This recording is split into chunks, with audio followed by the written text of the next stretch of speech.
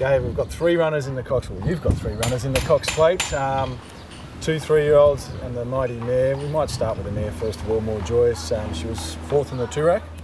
Yes. Sensational run in the Toorak, carrying top weight. She fought solidly to the line.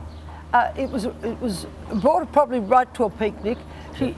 She's done a treat since. Her work's been glorious. I've just let her shoot the breeze this week, leading into the Cox Plate. She's had several runs coming into this race. She's right at her very best. I think she's got a terrific alley, and she's got the best jockey in Australia.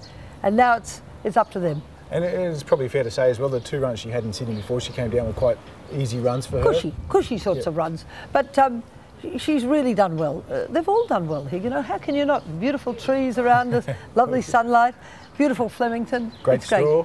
Absolutely. Great straw, well said. Piero, Gai, we got some footage of Piero just before.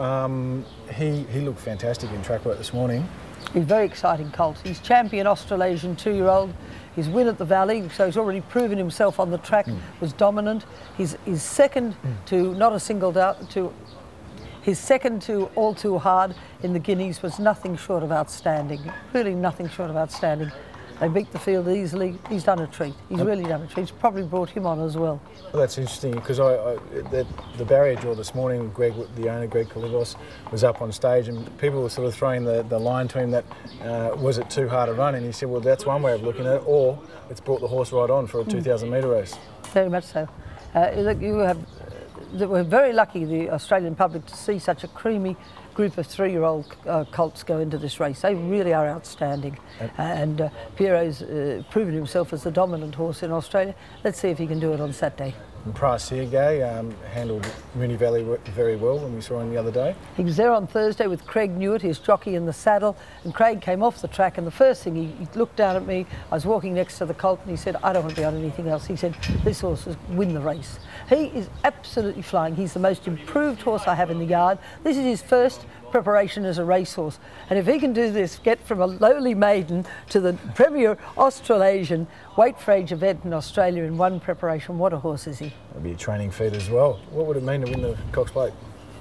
Well, I don't know if there have been many, but he's certainly on target to do that. What would it mean to you, though, to win the Cox Plate? Well, it's satisfaction. Look, I love training horses. I do it because I love it. And that's my real satisfaction, when I prove the critics wrong, when I'm able to say to people, look, this can be done.